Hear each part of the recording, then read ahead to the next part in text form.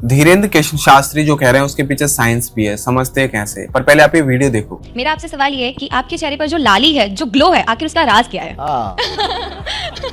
सात्विक आहार, शुद्ध भोजन, सात्विक आहार और सबसे ज्यादा स्माइली फेस और दूसरा पवित्र विचार, नो माइंड मेडिटेशन और सबसे बेहतर हम जो भी करते हैं वो बहुत डीप होकर के सोते भी है तो 2 घंटे या 3 घंटे सोएंगे, इतना डीप सोएंगे कि सिर्फ सोएंगे, भोजन करेंगे तो सिर्फ भोजन करेंगे डीप होकर के। तो हमें लगता है कि यदि हमारा आहार शुद्ध होगा, व्यवहार शुद्ध होगा तो निश्चित रूप से जो ब्रह्मचर्य की ताकत है, तेज है, वो तेज हमारे चेहरे से झलकेगा। पवित्रता में इतनी ताकत होती है कि वो चेहरे पर झलकेगी।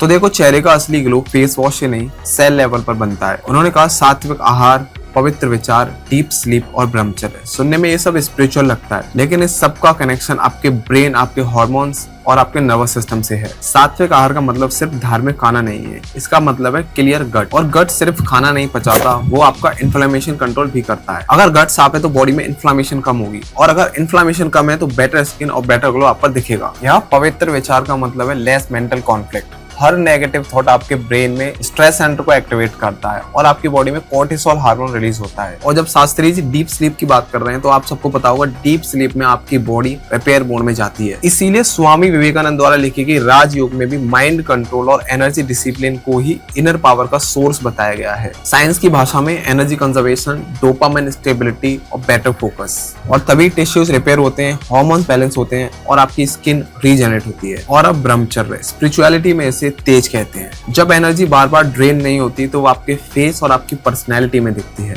इसीलिए ग्लो बाहर से नहीं आता, वो आता है आपके गट, थॉट्स, डीप स्लीप और आपके एनर्जी डिसिप्लिन से।